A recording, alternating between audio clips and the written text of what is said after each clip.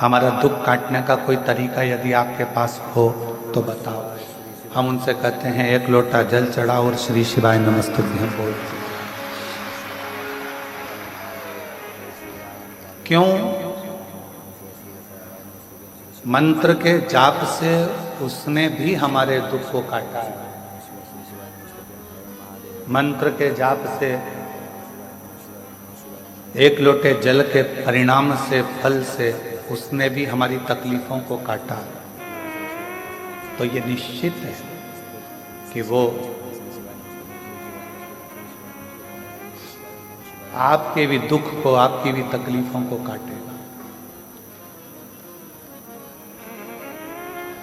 हमने भी भजा, आप भी भजो। हमने भी जपा, आप भी जपो। एक मार्ग प्रशस्त कर, एक मार्ग को अच्छा मजबूत बनाओ कि हम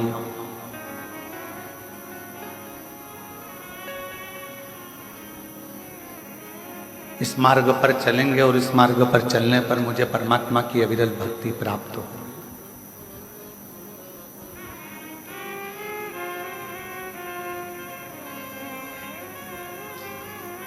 दुनिया के जितने खेल हैं उन सारे खेलों में केवल एक खेल ऐसा है शतरंज का,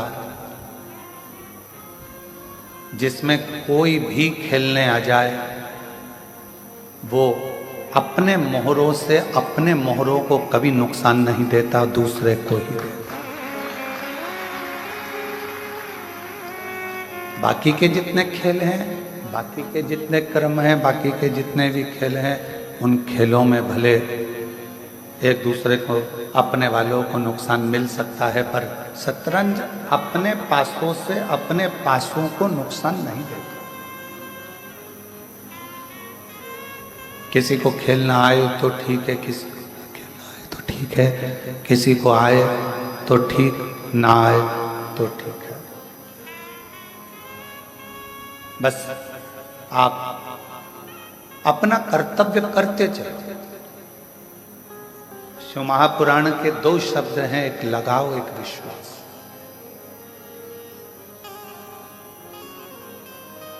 जितने जितने दुनिया के प्रवचन देने वाले हैं वो कहते हैं कि संसार में लगाव मत रखो, परिवार में लगाव मत रखो, धन में लगाव मत रखो, कुटुंब कबीले में लगाव मत रखो। उनका कहना अलग बात है, और उनसे खुद से पूछा जाए या उनका जीवन देखा जाए तो जितना लगाव तो आपका नहीं, उतना आज की दुनिया के बाबा उनका लगाव रहता है।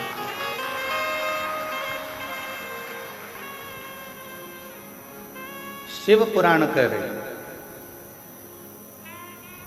कहना सरल है कि लगाव मत रखो। इसलिए शायद शिव महापुराण में तुमरुका जी ने चंचुला देवी से कहा, तुम अपने परिवार में भी लगाव रखो, तुम अपने पति में भी लगाव रखो, तुम अपनी पत्नी में भी लगाव रखो, तुम अपने माता पिता में भी लगाव रखो, तुम अपने रिश्ते नातों में भी लगाव रखो। तुमरुका जी कहते हैं पर इन सब के साथ में एक लगाव भगवान शंकर से, उनके शिवालय से, मंदिर से, सनातन धर्म से भी लगाव। और वो एक लगाव आपका यदि मंदिर से हो गया, बाकी के सबसे है। हम बच्चों को लगाव ना रखें ऐसा नहीं कह रहे, लगाव रखो।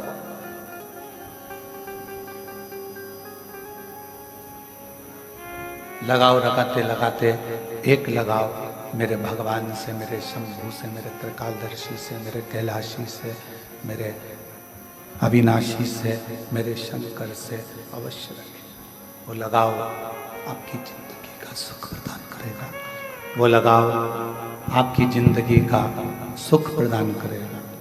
शिव से किया गया लगाव, बेस कम कर दे भाई। शिव से किया गया लगाव, भगवान शंकर के शिवालय से किया गया लगाव, भगवान से किया गया लगाव एक न एक दिन आपको सुख अवश्य अवश्य। और मैंने तेरे भरोसे बाबा तेरे ही भरोसे हवा उड़ती बाबा डोर घटो छठी नाम पट्टी जवानी भोले मैं तेरी कदम शंभू मैं तेरी कदम हवा उड़ती जवानी बाबा डोर हटो छठी नाम कटी जवानी भोले मैं तेरी कदम शंभू मैं शिव से लगाव रखो।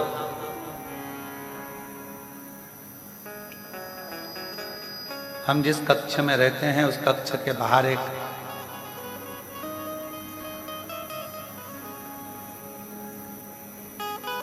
कोई बहन प्रार्थना कर रही थी शिव जी से और बड़ी अच्छी आवाज में मां पेड़ के पास बैठकर आम के और बोल रही थी।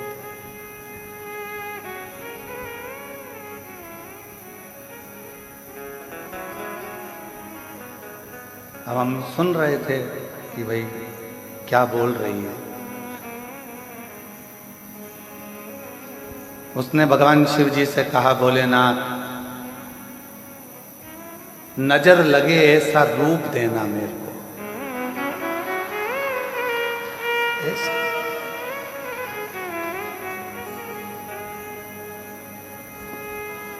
हमने मन में सोचा लोग भगवान से ये भी मांगने आते हैं।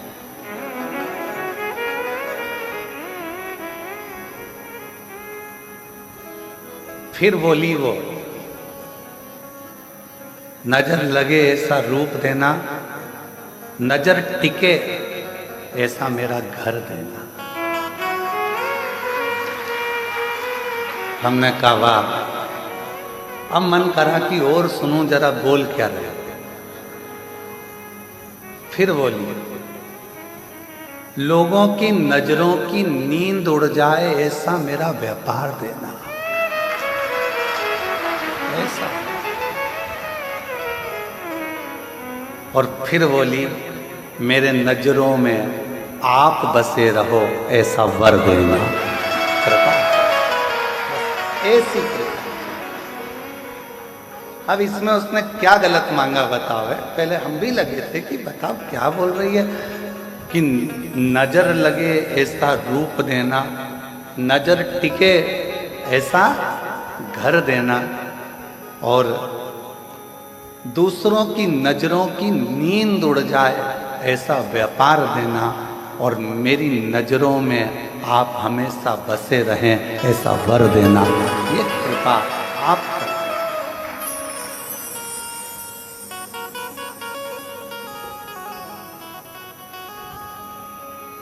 अब हमारा मन करा कि कितनी सुंदर बोली है, इसको कुछ गिफ्ट देना चाहिए। हमने ललित पंडित जी से कहा, हरियाली मिक्सचर का पैकेट रखा है, हो सकता है आज इसका प्रदोष का व्रत हो तो दिया। तो फिर वो हरियाली मिक्सचर लेकर गया, फिर उनको दिया। तो उसने कहा मेरे को मिक्सचर थोड़ी ना चाहिए था, मुझे तो भगवान शिव से वर चाहिए था कि मेरी नजरों में आप बसे रहें, इससे ज्यादा कुछ भी नहीं चाहिए। आप मेरी नजरों में, क्योंकि एक सांसारिक मनुष्य की दृष्टि में शिव अगर बस गए, भगवान शंकर आकर अगर बस गए तो जीवन एक आनंदित हो जाए।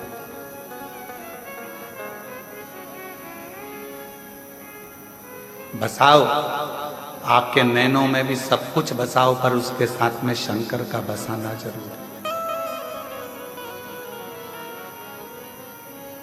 एक लगाओ, एक विश्वास, दो शब्द। मेरे शंकर भगवान ने अपने परिवार वालों से लगाव भी रखा, ईमानदारी से बोलना, अगर शंकर जी का लगाव परिवार से नहीं होता तो अपनी धर्म पत्नी सती मां जल के भस्म हो गई और शिव जी ने तांडव रचा दिया। अगर लगाव नहीं होता तो तांडव होता। लगाव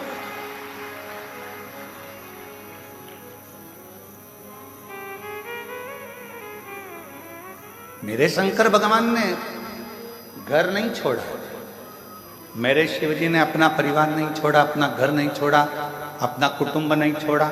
मेरे शंकर भगवान अपने परिवार बच्चों को नहीं छोड़ा। 33 कोटि देवता में केवल एक देवाधिदेव महादेव ऐसे हैं जिनका पूरा परिवार जगत में पूजा जाता है। धर्म पत्नी पार्वती माँ दुर्गा की भी पूजन होती है, तो गणेश जी की भी पूजन होती है, षडानंद कार्तिकेय जी की भी पूजन होती है, रिद्धि सिद्धि बहुओं की भी पूजन होती है, तो शुभ लाभ की भी पूजन होती है पोतों की, पर पोतों की आमोद प्रमोद की भी पूजन होती है, तो मेरे शंकर भगवान की बेटियों की भी पूजन होती है। वो शिव है, वो शंकर है, वो करुणा सागर, वो त्रिकालदर्शी, वो कैलाशी, वो अविनाशी है, वो शिव है। और शिव जी ने, तुमरुका जी ने चंचुला देवी से कहा कि मेरे शंकर भगवान अपने भक्त को एक वर बहुत जल्दी देते हैं। कौन सा वर देते हैं? तो कहा शिव जी अपने भक्त को वर देते हैं, तू मेरे परिवार का अंग है। अगर तू मेरे मंदिर में आकर एक लोटा जल चढ़ा रहा है, मेरे मंदिर में आकर मेरी पूजन कर रहा है, सेवा कर रहा है, चाकरी कर रहा है, तू मेरे मंदिर में सेवा चाकरी में लगा है, तो तू मेरे परिवार का अंग है। मैं अपनी धर्म पत्नी की पूजन करा सकता हूँ, बेटों की करा सकता हूँ, बेटियों की करा सकता हूँ, पोता पोती की पूजन करा सकता हूँ। तो शिव जी कहते हैं जो मुझे भजता है उसकी भी जगत में मैं जय जयकार करा देता हूँ। उसकी मेरे शंकर प्रधानी, मेरे त्रिकालदर्शी, मेरे कैलाशी अविनाशी शिव, करुणा सागर, दया सागर, मेरे शंकर, मेरे शंभु, जो उसको भजता है पूजता है उसका भी जय जयकार वो करा देते हैं। आप खुद अंदाजा लगाओ, आप खुद स्मरण करिए, आप खुद विचार करिए।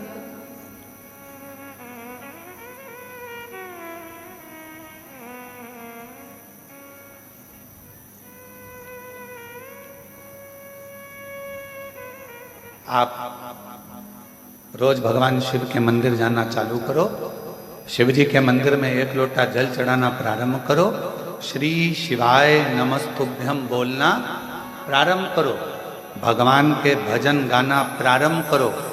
मोहल्ले में, कॉलोनी में तुम्हारा वैल्यू इतनी ऊपर हो जाएगी कि मोहल्ले में कोई भी धार्मिक कार्यक्रम होगा सबसे पहले निमंत्रण तुम्हारे पास ही आएगा। करके देखो, प्रैक्टिकल करिए। शिव जी के मंदिर जाना चालू करो, शंकर जी का गुणगान गाना चालू करो, मंत्र बोलना चालू करो, श्री शिवाय नमस्तुभ्यम बोलना चालू करो, भगवान की विरल भक्ति को धारण करना प्रारंभ करो। धीरे धीरे मोहल्ले के लोग, कॉलोनी के लोग, मंदिर के लोग आपको सम्मान देने लगेंगे। जी जी, कल हमने प्रदोष के भजन रखे, तुम्हें तो आना ही पड़ेगा, तुम्हारे बिना हम कार्यक्रम नहीं करेंगे। कितनी वैल्यू रिश्तेदारों के लिए इतना करा, परंतु उनने ये नहीं कहा कि तुमको आना ही पड़ेगा, तुम्हारे बिना हम ये कार्यक्रम नहीं करेंगे। पर मोहल्ले के, कॉलोनी के लोग, मंदिर के लोग, सोसाइटी के लोग, धर्म से जुड़े हुए लोग आपके भजन से इतने इम्प्रेस हो जाते हैं, आपके स्मरण से इतने आनंदित हो जाते हैं, आपकी सेवा से, चाकरी से इतने आनंदित हो जाते हैं कि आपको बुलाया जाए।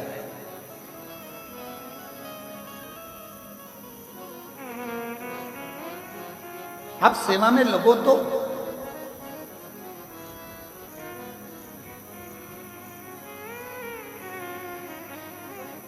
पहले हम ठाकुर जी की हवेली में सेवा करने के लिए जाते थे तो अलग से फोन किया जाता था। अलग से फोन करते, वो रूठी आंटी बैठी हुई हैं भाभी, वो प्रेमा भाभी, वो फोन करती है अलग से, है गुरु जी महाराज जी आपको आना है श्रृंगार करने के लिए, बाबा के लाड लड़ाने के लिए, ठाकुर जी के आज नौका विहार है, आज ये करना है, आज वो करना है, अलग से। तो घर के लोग कहते थे तुम बड़े वीआईपी हो, तुम्हें अलग से फोन कर कर बुलाया जाता है, और इतने सारे दर्शन करने आते हैं उनको नहीं बुलाते। हमने कहा जो ठाकुर की सेवा में, शिव की सेवा में, भगवान की सेवा में जो लगा हुआ है उसको अलग से ही फोन कर कर बुलाया जाता है, क्योंकि ये मेरी सेवा में लगा अलग से। और अंत समय प्रभु आना पड़ेगा, वचन दिया तो निभाना पड़ेगा, आए ना आए प्रभु कुटुंब कबीरा, अंत समय प्रभु आना पड़ेगा, वचन दिया तो निभाना पड़ेगा, अंत समय प्रभु आना पड़ेगा, वचन दिया तो निभाना पड़ेगा। शिव मेरे वचन को निभाते हैं। आप बस दो शब्द अपने अंदर उतार लो, एक लगाव, एक विश्वास। लगाव भी शिव जी से रखिए और विश्वास भी शिव पर रखिए, फिर देखिए कि मेरे शिव आपके लिए क्या क्या करते हैं, कैसे कैसे कर सकते हैं। आप लगाव भी रखो और विश्वास भी।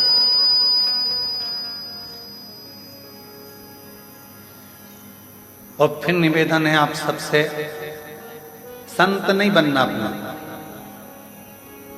साधु नहीं बनना अपन को सन्यासन भी नहीं बनना।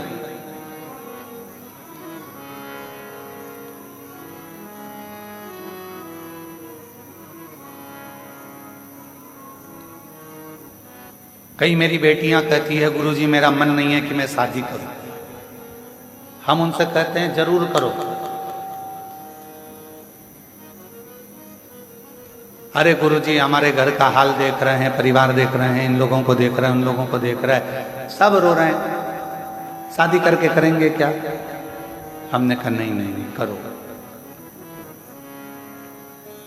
जरूर करो। क्यों? भगवान जितनी जल्दी संतों पर कृपा नहीं करता उतनी जल्दी गृहस्थी पर कृपा करता है। आवाज ठीक नहीं है, गला पकड़ रहा है। भगवान जितनी जल्दी संतों पर कृपा नहीं करता उतनी जल्दी गृहस्थी पर कृपा करता है। साधु, सन्यासी, तपस्वी, साधक, उपासक पर जितनी कृपा नहीं करता उतनी जल्दी जो काम में लगा है, व्यापार में लगा हुआ है, घर में लगा है, परिवार के भरण पोषण में लगा है, चलते फिरते राम राम राम राम कह रहा है, भगवत नाम बोल रहा है, नाम जाप कर रहा है, भगवान उतनी जल्दी कृपा उस पर करते हैं। संत तुकाराम जी, मीराबाई, कर्माबाई, नामदेव जी, इन सबको देखो, सबको देखो।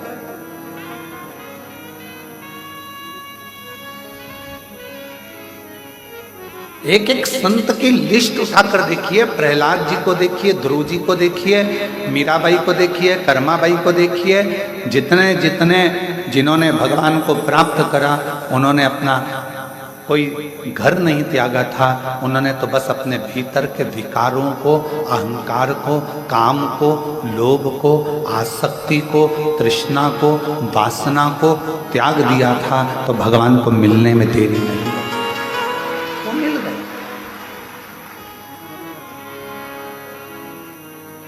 और मैंने तेरे ही भरोसे बाबा, तेरे ही भरोसे हवा बिच उड़ती जावागी बाबा डोर हर दो छठी राम कटी।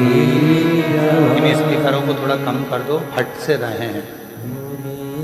मैं तेरी पतंग शंभो, मैं तेरी पतंग हवा बिच उड़ती जावागी बाबा डोर हर तो छड़ी नाम कटी जावागी। शिव कथा कर रहे हैं, भगवान शंकर का चरित्र कर रहे हैं, शिव महापुराण की कथा कर।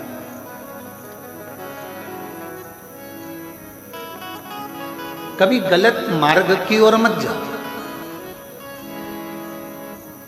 सद्विचारों से ग्रह आनंदित रहो, अच्छे विचार अपने भीतर ले।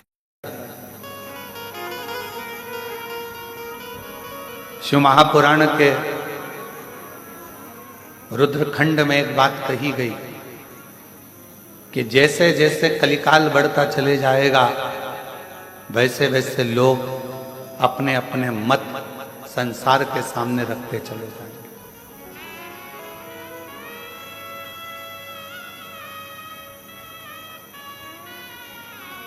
कलिकाल बढ़ेगा, लोग अपने अपने मत रखेंगे। कोई कहेगा नमः शिवाय बोलो, कोई कहेगा ओम नमः शिवाय बोलो, कोई कहेगा राम राम बोलो, कोई कहेगा हरे कृष्ण बोलो, कोई कहेगा ये बोलो, कोई कहेगा वो बोलो, कोई कहेगा इसको मत बोलो, कोई कहेगा ऐसा मत बोलो।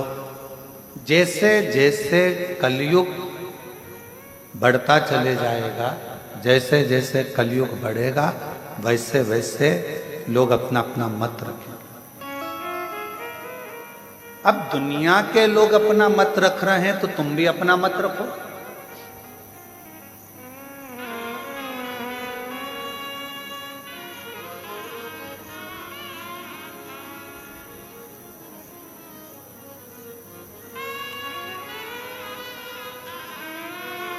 एक समझदार व्यक्ति और एक मूर्ख व्यक्ति में सबसे बड़ा अंतर कौन सा है? जम के बोलो जरा जल्दी से। समझदार व्यक्ति और मूर्ख व्यक्ति में सबसे बड़ा अंतर कौन सा है? समझदार व्यक्ति और मूर्ख व्यक्ति में सबसे बड़ा अंतर है, मूर्ख व्यक्ति के कान में कोई भी कुछ भी आकर भर कर चले जाता है और वो भड़क जाता है, और समझदार व्यक्ति पहले सोचता है, विचारता है, फिर उसका जवाब देता है, भड़कता नहीं है। ये समझदार और मूर्ख व्यक्ति के अंदर अंतर है। अब उसमें संसार के लोग, आप लोग, हम, आप कौन हैं, ये आपके और हमारे ऊपर निर्भर करता है। किसी ने कुछ कहा आप भड़क गए, किसी ने कुछ बोला आपको आग लग गई, किसी ने कुछ कहा आपने तुरंत क्रोध कर दिया, किसी ने कुछ बोला आपने अपशब्द कह दिया। ये मूर्खता है, ये मूर्ख व्यक्ति की निशानी। और समझदार व्यक्ति की निशानी, अगर किसी ने कुछ कहा है तो पहले उस पर विचार किया जाए, समझा जाए। 2 दिन, 5 दिन, 7 दिन, 3 दिन, 4 दिन, 1 दिन उस पर विचार करो, थोड़ा समझो।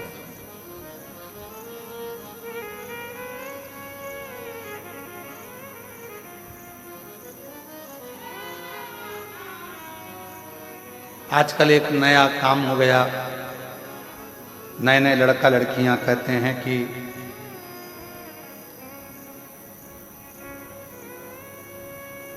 गलत भोजन में, नॉनवेज में दिक्कत क्या।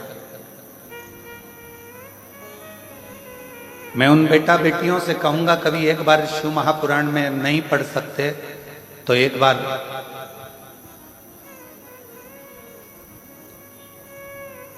उज्जैन में 84 महादेव में एक महादेव हैं 21वें नंबर के, उनका दर्शन कर। उज्जैन में जाकर दर्शन नहीं कर सकते तो काशी के 80 घाट के नजदीक में एक मंदिर है, उसका दर्शन कर। वहां भी नहीं जा सकते तो आंध्र प्रदेश का एक मंदिर है, उसका दर्शन कर आओ।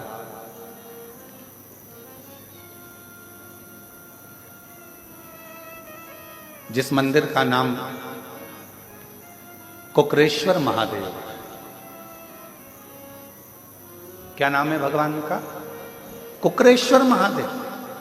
अब कुकर किसको कहा जाता है? भगवान शिव का एक नाम कुकरेश्वर महादेव पड़ा, कुकर किसको कहा जाता है? कुक्कुट किसको कहते हैं? कुक्कुटेश्वर महादेव उनका नाम पड़ा तो कुक्कुट किसको कहते हैं?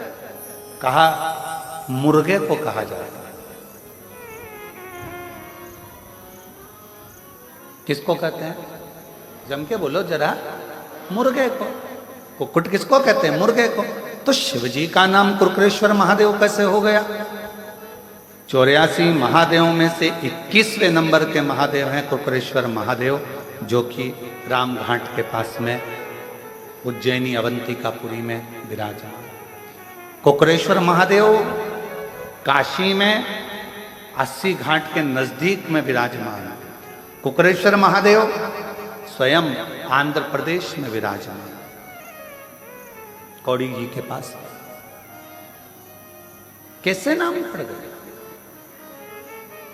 जो लोग कहते हैं कि नॉनवेज अच्छा है, जो लोग कहते हैं कि मांसाहार ठीक है, जो लोग कहते हैं ऐसा ठीक है, जिनकी बुद्धि में आजकल के ज़माने में बिठा दिया जाता है कि गलत भोजन करो, गलत भोजन करो, गलत भोजन करो।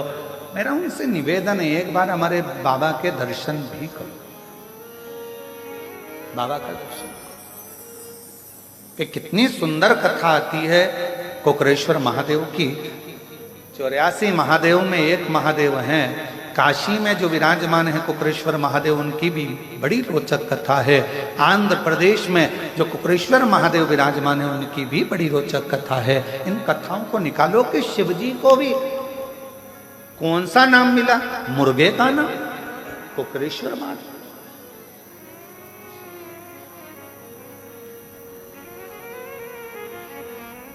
कोई उनको कुकटेश्वर महादेव कहता है, कोई उनको कुकरेश्वर महादेव कहता है। ऐसा नाम क्यों रखा? कहा एक कौशिक नाम के राजा हुए, बड़े विद्वान थे, बहुत, और वो भगवान के मंदिर, देवालय, शिवालय तो जाते नहीं थे। बस अपनी मस्ती में रहना, अपनी प्रजा को कोई तकलीफ ना हो, अपनी प्रजा को कोई कष्ट ना हो, उसका ध्यान रखते थे और अपने काम में लगे रहते। कभी कभी मन करता तो देवालय, तीर्थ, शिवालय चले जाते, भगवान के मंदिर चले जाते, स्मरण कर। उनकी पत्नी उनसे बहुत दुखी थी। कौशिक राजा की जो धर्म पत्नी थी वो बड़ी दुखी थी। क्यों? क्योंकि जिस दिन से कौशिक राजा के साथ में उनका विवाह हुआ था, उस दिन से वो धर्म पत्नी ने अपने पति को शाम का सूरज ढलते ही, जैसे ही सूरज ढला और सुबह का सूरज उगा, तब तक उनका पति उनके पास में नहीं रहता। पूरी रात जिस दिन से शादी कर कर आई थी, उस दिन से पति का दर्शन रात्रि के समय होता नहीं, केवल दिन में पति का दर्शन करती। सुबह से लेकर, सुबह का सूर्य उगेगा, उससे लेकर रात्रि का, शाम का सूर्य अस्त होगा, तब तक पति का दर्शन होता था। पर रात्रि के समय पर पति का दर्शन नहीं होता था। कौशिक राजा कहाँ चले जाता था मालूम नहीं पड़ता। पत्नी बड़ी दुखी थी। शादी को मेरे इतने साल हो गए, शादी हुए 25-30 साल हो गए, पर पति रात को कहाँ जाता है पता नहीं पड़ता, कहाँ गायब हो जाता है मालूम नहीं पड़ता। बड़ी दुखी थी, आंख में आंसू भर गए। इतने साल निकल गए और मेरा पति आखिर रात्रि को जाता कहाँ? अब चिंता तो व्यापक। और शंभो शरणे पड़ी मांगूं घड़ी रे, दुख काटो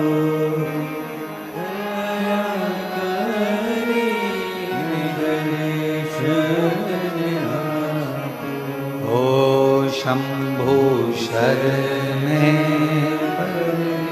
मांगू घड़ी रे दुख का दया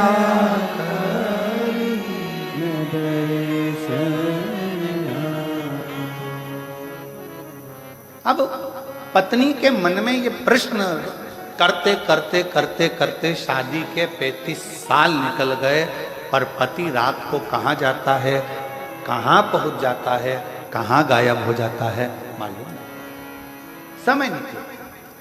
आज 35 साल के बाद पत्नी का हृदय भीतर से रोया और आज मरने की प्लानिंग कर ली कि अब मुझे रहना नहीं है इस पति के साथ,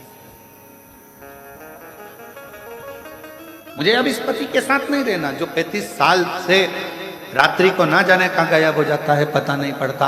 अब मैं इसके साथ नहीं रहूंगी।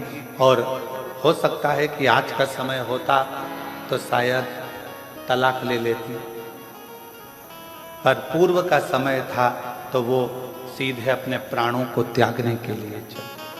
पूर्व का समय। और प्राणों को त्यागने के लिए जैसे ही चली, बस जाकर एक कुएं में अपने प्राणों को, एक बावड़ी में अपने प्राणों को त्यागने ही वाली थी, इतनी देर में वहीं से गालव ऋषि निकल कर जा रहे हैं। अब देखिएगा जरा, शंकर करुणा कैसी करता है, शिव कृपा कैसी करता है। जब जब व्यक्ति हारता है, जब जब व्यक्ति हारता है, और अगर उसने कभी जिंदगी में एक लोटा जल चढ़ाया होता है, तो उसके हार के समय पर शिव खुद किसी ना किसी को भेज देते हैं। शिव करुणा सागर किसी ना किसी को भेज देते हैं। गालव ऋषि का आगमन हुआ और गुरु का काम क्या है? आप लोग शिव गुरु, शिव महापुराण की कथा सुन रहे हो। गुरु का काम क्या है? दीप जलाना, प्रकाश करना। गुरु का काम है प्रकाश करना। और गुरु, सर्वश्रेष्ठ गुरु का लक्षण क्या है? सर्वश्रेष्ठ गुरु वही होता है, एक राजा के महल में भी दीप लगाए तो एक गरीब की झोपड़ी में भी दीप लगाए तो समझना कि गुरु है। राजा के महल में भी जो दीपक से प्रकाश करता है और गरीब के झोपड़े में भी दीपक से प्रकाश करता है, वो गुरु होता है। पैसे वाला आया, दरवाजा खोल दिया। धनपति आया, दरवाजा खोल दिया। सत्तापति आया, दरवाजा खोल दिया। मालूम पड़ा कि वैभवपति से, धनपति और सत्तापति से तो मिलने की तमन्ना होती है, और कोई गरीबड़ा साधारण सा आ गया तो ठोकर मार कर चल दी है, धक्का देकर चल दी है। वो श्रेष्ठता नहीं, वो श्रेष्ठता नहीं।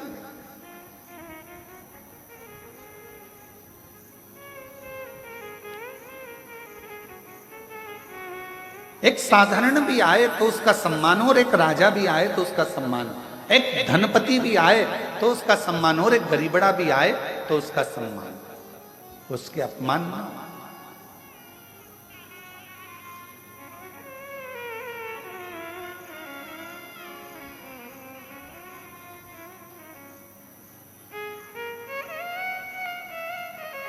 एक नम्रता के साथ में, एक गुरु का सर्वश्रेष्ठ कर्तव्य, गुरु का सर्वश्रेष्ठ लक्षण ही यही है कि राजा के महल में भी दीपक से प्रकाश कर रहा है तो गरीब के घर में भी दीपक से प्रकाश करे, दोनों का। क्योंकि दिया जो होता है वो ये नहीं देखता है कि राजा का महल है कि गरीब का झोपड़ा है, दीपक तो प्रकाश करना जानता है। उसी तरह गुरु गुरु होता है, वो सर्व जगत में प्रकाश करना जानता है। वो ये नहीं कि मैं इसको ज्ञान नहीं दूंगा, ये ऐसा है वो वैसा है। शिव महापुराण की कथा कथी है, जिनको किसी ने नहीं अपनाया, जिन भूत प्रेत चुड़ैल भूतनी डाकनी पिशाचनी, जिनको दुनिया के लोगों ने धुतकारा, जिनको दुनिया के लोगों ने, कोई अपने घर की शादी में भूत को नहीं बुलाता, प्रेत को नहीं बुलाता। लोग अपने घर की शादी में देवी देवता नोचते, जगत जननी दुर्गा भवानी की पूजन करो, माता पूजन है। लोग पत्रिका में दिखाते हैं, शादी की पत्रिका छपती है तो उसमें लिखते हैं माता पूजन, मंडप, गणेश पूजन। तुमने कभी पत्रिका में देखा भूत पूजन? डाकनी पूजन, चुड़ैल पूजन, पिशाचनी पूजन, कभी तुमने पढ़ा? जम के तो बोलो, नहीं पढ़ा। क्यों? इनको कोई बुलाता ही नहीं। अभी इनको कोई नहीं बुलाता तो भगवान शंकर ने विचार करा, जिनको कोई नहीं बुलाता उनको मैं बुलाऊं, मैं बुलाऊं। जिनको कोई नहीं पूछता उनको मैं पूछूं। बड़े बड़े को तो दुनिया बुला लेती है। आजकल एक फैशन चला है कि इनको बुलाओ अपना नाम चलेगा, उनको बुलाओ अपना नाम चलेगा। एक से बढ़कर एक ढेरों सेलिब्रिटियों को बुलाया जाता है जिससे अपना नाम चले, पर मेरे शंकर से बड़ा दुनिया में कोई सेलिब्रिटी हो ही नहीं सकता। मेरे शिव से कौन? नाम चलेगा, अपना नाम चलेगा, अपना वैभव बढ़ेगा, अपना वैभव बढ़ेगा ना। शिव महापुराण की कथा कहती है, भगवान शंकर तैयार हुए, दूल्हा बने, और उन्होंने सबसे पहला काम भगवान ब्रह्मा और विष्णु से कहा, तुम्हारे बारातियों को आगे ले जाओ, मना नहीं है, पर मेरे बाराती अब आएंगे, तुम घबरा जाओगे। डमरू खड़का कर उनने बुलाया, डाकनी, पिशाचनी, चुड़ैल, भूत भयंकर। किसी की एक आंख थी, किसी की 12 आंख थी, किसी के 12 मुंह थे, किसी के 10 मुंह थे, अलग अलग। पांव की तो पूछो ही मती, किसी के हजारों और किसी का एक भी नहीं। और जिसका एक भी पांव नहीं था उसको एक जगह बिठा देते थे, और दूसरा भूत आकर उसमें लात मारता था तो वो देवताओं में जाकर भरा जाता था। देवता देखकर घबरा जाते थे तो वो आगे भग जाते थे। फिर दूसरा आता था तो वो देखता था, फिर ये रुक गया, फिर उसने लात दी गेंद की तरह, फिर गया।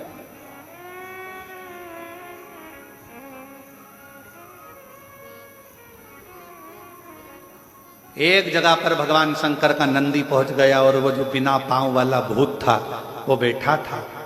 शंकर जी ने उसको हंसकर पूछा, क्यों रे, क्या हो गया?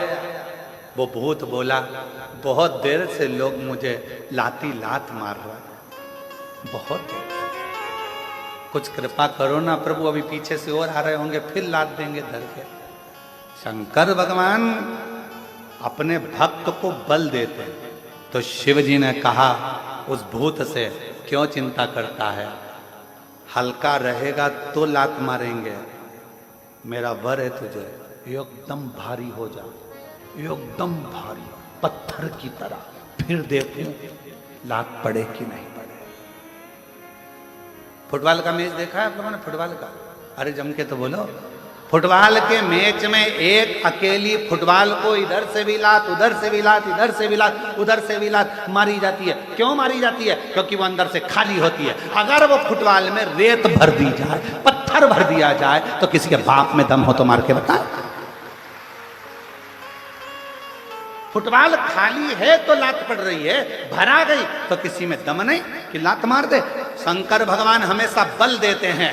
शिव जी ने कहा चिंता मत कर, अब कोई लात मारे तो उससे पहले मेरा नाम लेके कल्ला जीवड़ा कर कर कठोर बनकर बैठ जाना, फिर लात नहीं पड़ेगी। तो कहा प्रभु फिर मैं आपकी बारात में चलूंगा कैसे? शिव जी कहते हैं जब इतना बल अंदर से आ जाएगा कि तू पत्थर की तरह हो जाएगा, तो अपने बल पर हाथ से चल कर आएगा, चिंता मत कर, चलेगा, दौड़ेगा।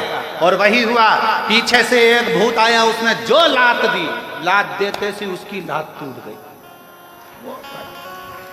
उसने सोच लिया अब अपन में इतना बल आ गया है तो अपने हाथ किस काम का आएंगे। उसने पांव की जगह हाथ से चलता चलता भगवान शिव की बारात में पहुंचा है, क्योंकि शिव बल प्रदान करते हैं। सबसे बड़ा बल देने वाला एक ही है, वो महाबलेश्वर देवाधिदेव महादेव है।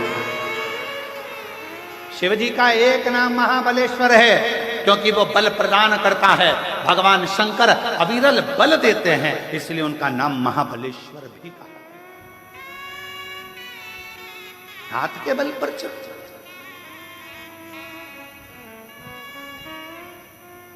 कई लोग बहुत रोते हैं, अब हमारा क्या होगा रे भगवान, अब हमारा क्या होगा रे भगवान। भगवान कहता है क्यों चिंता करते हैं, जगत पर विश्वास कर कर देखा था, उसने धोखा दिया, जगत के लोगों ने ठोकर दी, अब खुद पर विश्वास कर, खुद को मजबूत कर, किसी की सामर्थ्यता नहीं कि कोई तुझे ठोकर लगा, खुद की।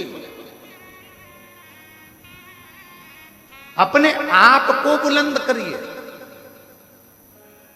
दूसरे की चमक से कभी मत चमको, अपनी चमक बरकरार रखो, दूसरे की चमक से नहीं,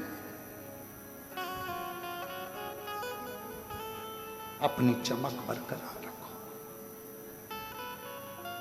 विचार करा कि मेरे प्राण छोड़ जाए, कौशिक राजा की धर्मपत्नी मरने के लिए, प्राण छोड़ने के लिए बावड़ी पर, कुएं पर पहुंच गई, सामने से गालव ऋषि ने रोक दिया, क्या कर रही हो, कौन हो तुम, मैं कौशिक राजा की पत्नी, क्यों, हुआ क्या, क्या हुआ, महाराज 35 साल हो गए मेरी शादी को, पर मेरा पति दिन में तो दिखता है पर रात में नजर नहीं आता, ना जाने कहां चले जाता है, दिखता भी नहीं है, ओझल हो जाता है, समझ नहीं आता क्या करूं। इतने में गालव ऋषि ने उस बेटी का सांत्वना देकर कहा, चल तू मेरे आश्रम में चल, मैं तुझे एक उपदेश देता हूं। आश्रम में ले गए, उसको फल दिया, खाने को बिठा दिया और कहा, क्यों चिंता करती है, क्या बात है। उसने कहा, बात केवल इतनी है, मेरी शादी को 35 साल हो गए, मेरा पति दिन में तो दिखता है पर रात में नजर नहीं, इतनी सी बात। हाँ, क्या नाम है तेरे पति का, राजा कौशिक मेरा पति। राजा कौशिक, वो तो बड़ा विद्वान है, बड़ा विद्वान है, हाँ, भक्त भी है, हाँ, उसके साथ ऐसा होता है, हाँ। तब गालव ऋषि ने शिव जी की आराधना कर कर और मानसिक शिव की पूजन कर कर शंकर भगवान से पूछा, बाबा आप बताओ कि ये क्या हो रहा।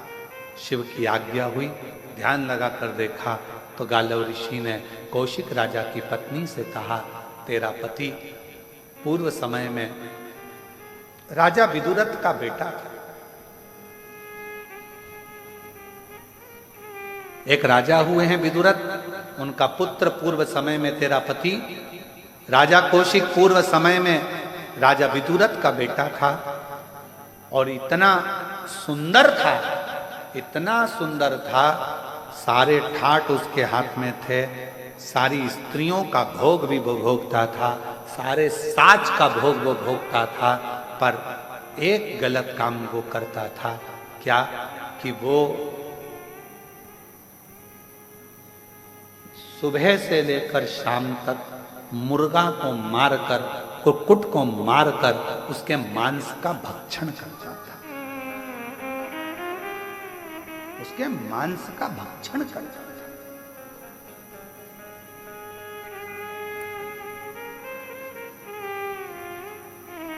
सारे कुक्कुट मारे जाने लगे।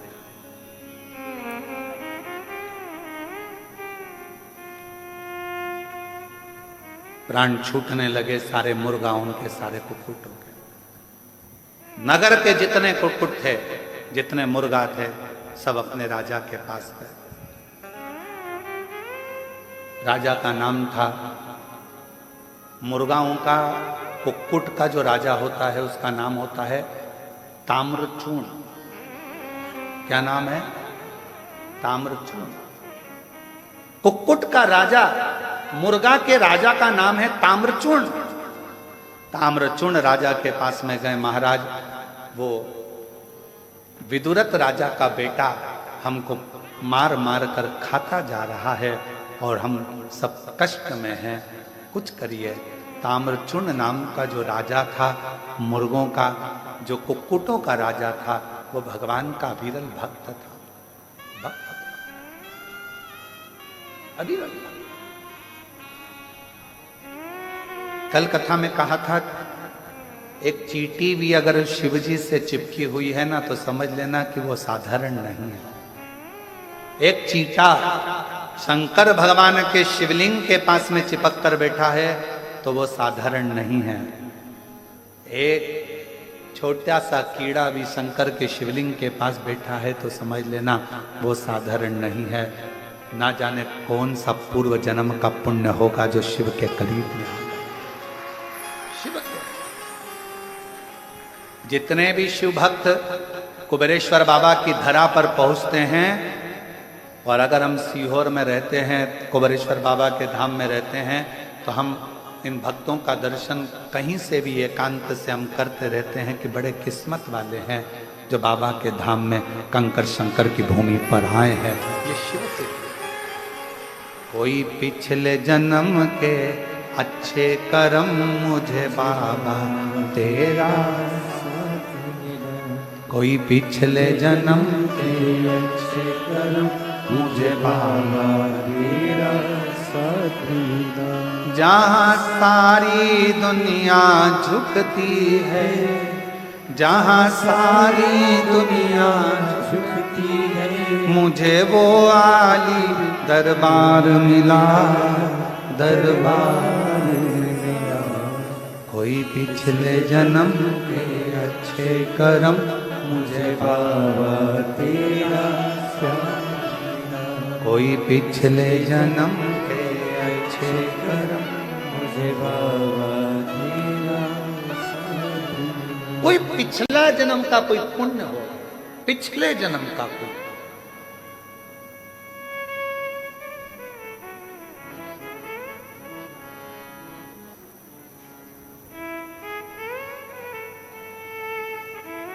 और पिछले जन्म का कोई पुण्य होगा जो आप शंकर जी के इस कुबेरेश्वर धाम में आकर बैठे। कोई पिछले जन्म का पुण्य होगा जो आप शिव जी की कथा को सुन रहे हैं। कोई पिछले जन्म का हमारा पुण्य होगा जो शिव जी की कथा को बाँच रहे हैं। कोई पिछले जन्म का पुण्य होगा जो बाबा की इस पवित्र धरा का लाभ ले रहे हैं। ये पूर्व का सुख, आज का नहीं।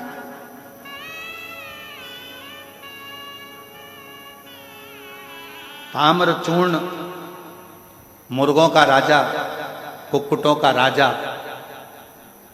शिव जी का बड़ा भक्त था। कहा मुर्गा भी क्या शंकर का भक्त होता है? क्या मुर्गा भी शिव का भक्त? आंध्र प्रदेश के कुक्कुरेश्वर मंदिर में जाकर पूछना तो वहां बताया जाएगा कि गयासुर यज्ञ पूर्ण करे, उसके लिए भगवान शंकर मुर्गे का रूप रहकर कूक भर देते हैं, तो भगवान शंकर महाकुक्रेश्वर महादेव के रूप में पूजा। कभी जाकर देखिए।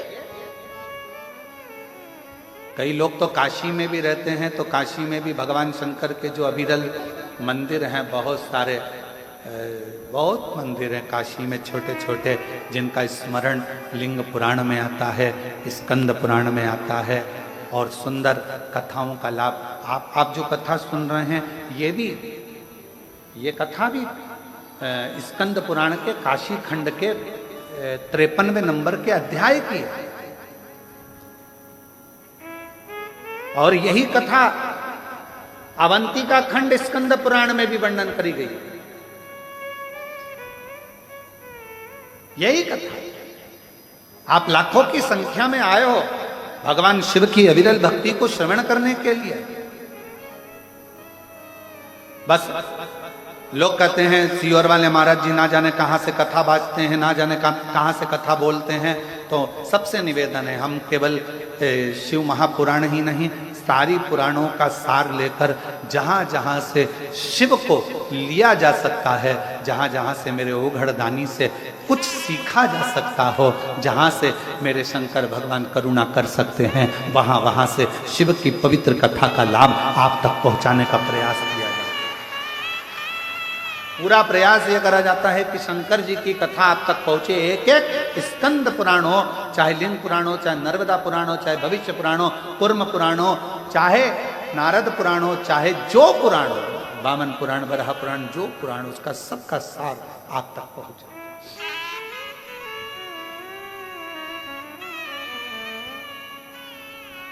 तो कहा ताम्रचूर्ण राजा, कुक्कुटों का राजा, मुर्गाओं का राजा, भगवान का उपासक था, और उस राजा के पास सूचना पहुंच गई कि ये विदुरथ नाम के राजा का बेटा तो हमको मार मार कर खाए जा रहा है और बहुत कष्ट दे रहा है, कुछ कृपा करिए, कुछ दया करिए, कुछ कृपा। गालव मुनि ने कहा रानी से, हे रानी, तभी उसी समय ताम्रचूर्ण राजा को क्रोध आ गया जो शिवजी के मंदिर से आ रहा है, जो शंकर की आराधना में डूबा रहता है, शिव की उपासना में डूबा रहता है, भगवान शंकर की आराधना में जो डूबा रहता है, धीरे धीरे धीरे धीरे शिव का अंश का भाव, उसमें एक अंश मात्र का शिव करुणा का भाव आने लगता है और उसकी वाणी भी सिद्ध हो जाती है।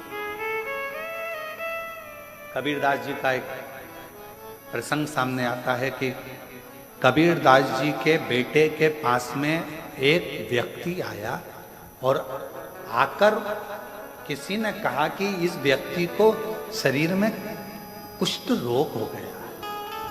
कुष्ठ रोग? हमने सुना है कि आप ठीक कर देते हो। कबीरदास जी के बेटे ने कहा कोई बात नहीं। कबीरदास जी के बेटे ने 3 बार राम राम राम कहा और कहा जाओ तुम ठीक हो गए और उसका रोग समाप्त हो गया। रोग समाप्त हो गया, कुष्ठ रोग मिट गया। कितनी बार राम राम बोला? जम के बोलो जरा। 3 बार राम राम बोला, कुष्ठ रोग समाप्त हो गया। वो चले गया। थोड़ी देर बाद कबीरदास जी आए और कबीरा बाबा ने पूछा बेटा क्या बात है, ये जो बाहर गया ये कौन था? कहा इसके शरीर में कुष्ठ रोग हो गया था, बीमार था, आस लेकर आया था, इसलिए मैंने 3 बार राम राम राम राम कहकर उसका रोग समाप्त कर दिया। कबीरदास जी की आंख में जल झलक गया। कबीरा बाबा ने कहा अपने बेटे से, तुम्हारी भक्ति अभी प्रबल नहीं हुई है, तुम्हारा विश्वास अभी प्रबल नहीं हुआ, इसलिए तुम्हें 3 बार राम राम कहकर दुख मिटाना पड़ रहा है। जिस दिन तुम्हारा विश्वास और भक्ति प्रबल होगी, मुख से नाम नहीं निकलेगा, घट की जिभ्या में राम होगा और देख लोगे उतने में दुख कट जाएगा। केवल देखो और दुख कटे, समझ लेना कि तुम्हारा भगवान पर भरोसा बढ़ गया है। तुम्हारे देखने से, मात्र तुम्हारी दृष्टि से उसका दुख कटने लगा। केवल देखने से दुख कट रहा है, समझ लो कि तुम्हारा विश्वास उस इष्ट के प्रति, तुम्हारा भरोसा उस परमात्मा के प्रति और तुम्हारा सिद्धता उस मंत्र के प्रति बढ़ गई है। मंत्र। मेरी जीजियां, मेरे जीजा हूं, मेरी बेटियां बेटाओं, आप लोग कथा में आते हो, कुबेरेश्वर धाम आते हो, हम कहते हैं 108 बार श्री शिवाय नमस्तुभ्यम बोला करो। ये बोलने का इसलिए कहते हैं क्योंकि आपकी वाणी, आपका घट, आपकी जिह्वा, आपका मन, आपकी नेत्र, आपकी श्रवण शक्ति, आपकी वाणी पवित्र होती चली जाए और वो मंत्र आपकी घट के जिह्वा में ऐसा बैठ जाए। जब आप कुबेरेश्वर धाम से जाओ, कथा सुनने के बाद जाओ, तो आप जिसको देख लो उसकी जिंदगी सफल हो जाए, उसका दुख कट जाए, तो समझ लो कि जिंदगी का आनंद इसी को कहते हैं। कबीरदास जी ने अपने पुत्र से कहा तुझे 3 बार राम राम कहना पड़ा, जरा विचार कर, मतलब तेरी सिद्धता पूर्ण नहीं हुई है, अभी सिद्ध कर। घट की जिह्वा में राम बैठा हो और मात्र दृष्टि दी जाए, एक बार देख लिया जाए, उतने में दुख कट जाए, तो समझ लो कि जीवन का आनंद दुख कट जाए।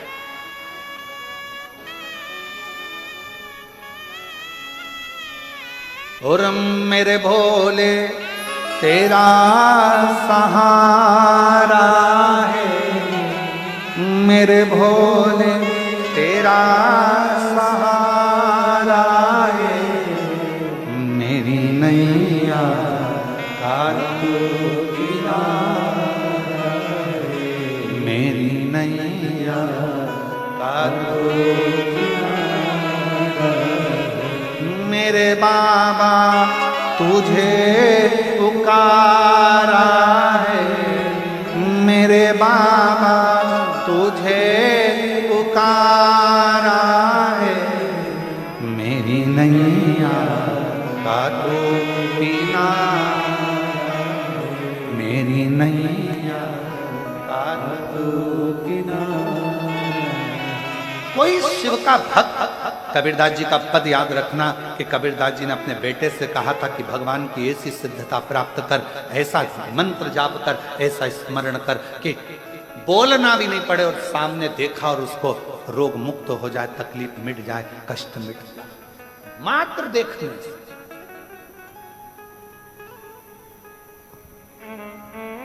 और कृपा की न होती जो आदत तुम्हारी, तो सुनी अदालत तुम्हारी, गरीबों के दिल में जगह तुम न पाते, तो किस दिल में होती इबादत तुम्हारी। आप केवल दृष्टि पड़े और सुख मिल जाए। एक पत्र है, अच्छा है, देखिए।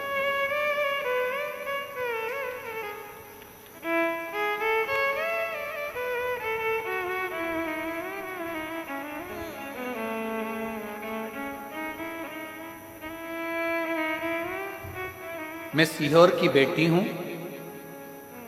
आरती नामदेव वर्मा। कहीं बैठी हैं आप ही हैं? इंदौर नाका बजरंग कॉलोनी की रहने वाली। मेरी शादी को कई साल हो गए थे, संतान का सुख नहीं था, सब तरह का इलाज करवाया पर औलाद नहीं। गुरुजी जगह जगह डॉक्टरों को दिखाया, इलाज भी जगह जगह डॉक्टरों को दिखाया, इलाज भी करवाया पर कोई आराम नहीं। फिर मुझे मेरी बहनों को और मम्मी ने आपकी कथा के बारे में बताया। फिर मैंने टीवी पर कथा सुनना प्रारंभ करी, बड़े प्रसन्न भी हुए कि हमारे सीहोर के हैं आप, और कथा का भाव। गुरुदेव आंकड़े की जड़ का प्रयोग किया और प्रयोग करने के बाद भी जब कोई रिजल्ट सामने नहीं आया तब मेरी माँ ने कहा तू एक बार सीहोर आ। यहीं इंदौर नाके से गुरुजी रोज कुबेरेश्वर धाम के सामने से निकलते हैं, यहाँ से आते हैं, यहाँ से जाते हैं। एक बार खड़ी होकर हर हर महादेव चिल्लाना तो ध्यान तो जाएगा, निगाह तो पड़ेगी। तब मैं आई, बाबा के धाम पूजन भी करी कंकर शंकर की, आप मिले नहीं। फिर सफेद आंकड़े की जड़ फिर बन, बाहर खड़े होकर आप निकलकर गाड़ी से जा रहे थे, मैं चिल्लाकर बोली तो आपकी दृष्टि पड़ी।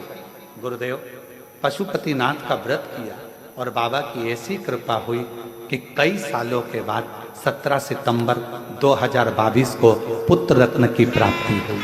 मैं बाबा को प्रणाम करूं। कबीरा का वो शब्द स्मरण रखिएगा, आपके लिए। आप भी अगर शिव नाम को जप रहे हो, भगवान की विरल भक्ति कर रहे हो, एक लोटा जल चढ़ा रहे हो, शिव का भजन कर रहे हो, वहां से निकल कर भी जा रहे हो, तो ना जाने कितने जीवों का कल्याण करते जाओ। एक पत्र और अच्छा देखिए।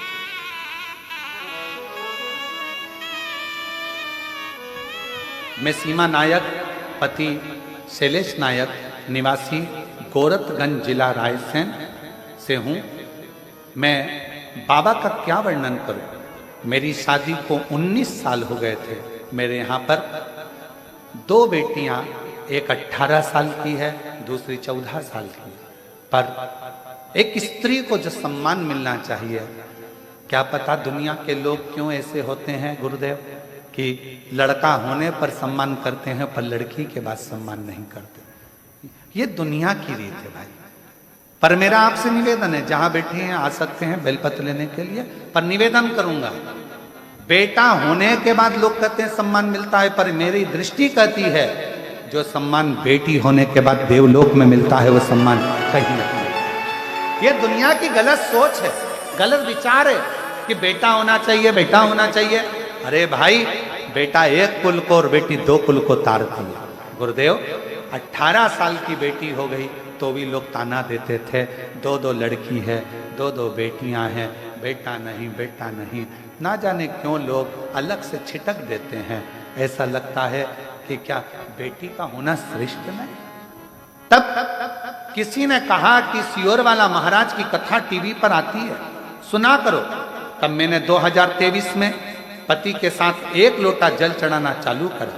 2024 में सीहोर आ गई, महाशिवरात्रि रुद्राक्ष महोत्सव 7 दिन इसी पंडाल में बैठकर कथा सुनी, पशुपतिनाथ का व्रत किया, बाबा से प्रार्थना करी और बाबा ने मेरी सुन ली। मेरी बेटी एक 18 साल की है, एक 14 साल की है और बाबा की कृपा से आज 2024 दिसंबर के महीने में मेरे बाबा ने सबका मुंह बंद कर दिया, मुझे लड़का दे दिया। मैं बाबा को प्रणाम कर दिया।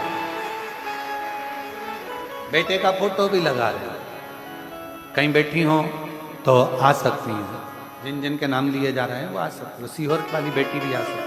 एक पत्र और बड़ा सुंदर है।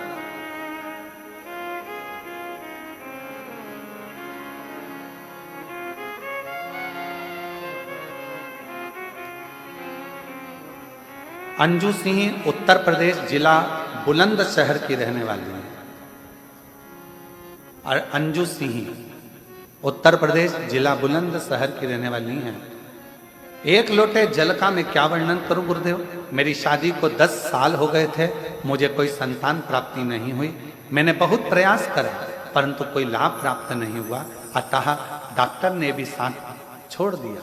मुझे भी फिर विष्णु महापुराण के बारे में एक सहेली ने बताया। मैंने आपकी कथा, पत्र पढ़ रहे हो, एलईडी पर आ रहा है, आपकी कथा सुनी और रोज शिव जी को 1 लोटा जल चढ़ाना शुरू करा।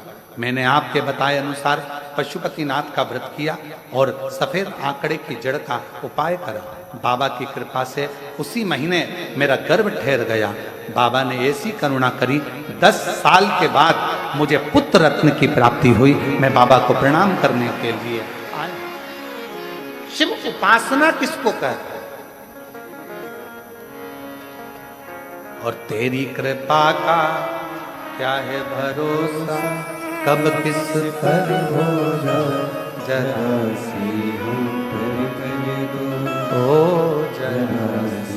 एक पत्र और है, अच्छा है, देखिए। मेरा नाम राजू बाई, पति संजय है, गांव तनोड़िया, जिला आगर, मालवा, मध्य प्रदेश की रहने वाली हूँ। 1 लोटे जल का मैं वर्णन करूं। 2022 में मेरे बेटे मोहित सिसोदिया ने आर्मी की तैयारी करी। उसमें 2 सेकंड फासला रह गया, रस्सी खींच दी गई, बेटा निराश हो गया। कोशिश करना, फिर अगली बार फिर कोशिश करना, मैंने बेटे को समझाया। तब 2023 में भर्ती आई। गुरुजी, मैंने कहा कि सीहोर वाला महाराज कहता है बाबा का नाम लेकर अपनी मेहनत को 4 गुना बढ़ाओ, अपनी मेहनत को 4 गुना बढ़ाओ और पशुपति व्रत करो। तो मेरे बेटे मोहित ने 2 बार पशुपतिनाथ का व्रत करा और मैंने सोमवार का व्रत किया। और मोहित ने मेहनत करी, दिन रात 4 गुना पढ़ाई भी करी, क्योंकि आप कहते हो कि मेहनत को 4 गुना करो। और अब की बार बेटा कहता है कि 100% मेरा नंबर आएगा। बाबा की क्या वर्णन करूं गुरुदेव। बेटे ने मेहनत तो करी पर फिजिकल में 100% अंक जो लाना थे वो रह गए। फिर बेटा घबरा गया, अंत में फिर तैयारी करी और मेरा बेटा उस समय पर बहुत रोया। कहा ठीक है, एक बार फिर बाबा करुणा करेगा। तब हमारे बेटे को लेकर सीहोर आई। बाबा के धाम पर विश्वास के साथ महाशिवरात्रि की कथा चल रही थी सीहोर में। तो मैंने मेरे पति से कहा कि मुझे बाबा के चरणारविंद का स्मरण करो, सीहोर की कथा में ले चलो। और मेरे पति सीहोर में मुझे लेकर आ गए। पंडाल में हमने कथा सुनी, बाबा से प्रार्थना करते रहे। गुरुदेव, हमारे पास में उस समय पर तकलीफ चल रही थी, किराए का नहीं था, तो 500 रुपये दूसरे पड़ोसन के लेकर आई थी। बाबा से बस प्रार्थना करने आई थी। बाबा, मैंने सुना है रुद्राक्ष महोत्सव में शिवरात्रि के समय पर जो आता है तेरे पंडाल में तो उसकी झोली भरकर भेजता है। बाबा, मेरे बेटे का नाम नहीं आया, कुछ करुणा कर। हम तो यहीं थे गुरुदेव, और तभी महू आरओ से ऑफिस से फोन आ गया कि तुम्हारे बेटे का सिलेक्शन हो गया है। तब मेरे बाबा ने मेरे ऊपर खुशी की भरमार कर दी। मैं बाबा को यहाँ प्रणाम करने आया। गुरुदेव, मेरे बेटे का मन था कि जब मैं आर्मी में नौकरी करूं तो मेरा पहली कहीं नौकरी ऐसी हो कि मैं भोलेनाथ की सेवा करूं। आज मेरे बेटे की ज्वाइनिंग होने के बाद बेटे की पहली नौकरी अमरनाथ की ड्यूटी लगी है। अमरनाथ में मेरा बेटा ड्यूटी कर रहा है। बेटे का फोटो लगा रही हूं, बेटे का फोटो लगाया गया है। अब मेरा बेटा आर्मी में हो गया। जहां बैठे हों आ सकते हैं जिनका नाम लिया।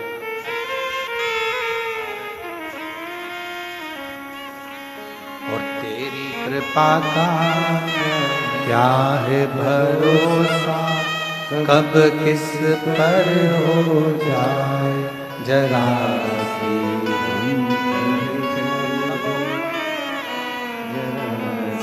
हम पर कर दो। जिस पर भी हो गई तेरी करुणा कृपा, भव पार हुआ। सीहोर की बेटी है। कई सालों तक 5 साल 6 साल 7 साल ऐसे निकलते चले गए, संतान का सुख नहीं आया।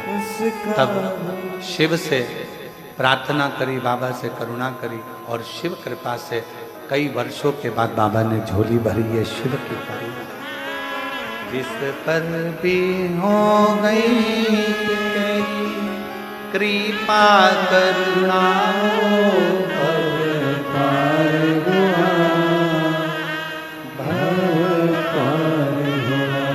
पापी हो चाहे जितना उसका भी पापा उद्धार हुआ, उद्धार हुआ। गिद्ध अजामिल गणिका जैसे तेरे मन को भाए जरा सी हम पर कर दो, जरा सी हम पर कर दो। तेरी कृपा का क्या है भरोसा, किस पर हो जाए। बेटे की नौकरी लगी है। एक बार जोरदार ताली बजाकर स्वागत करें आर्मी में। और अभी ड्यूटी लगी है बाबा अमरनाथ जी के चरणों में। एक बार जोरदार ताली बजाकर स्वागत। एक बाबू विश्वास, भरोसा,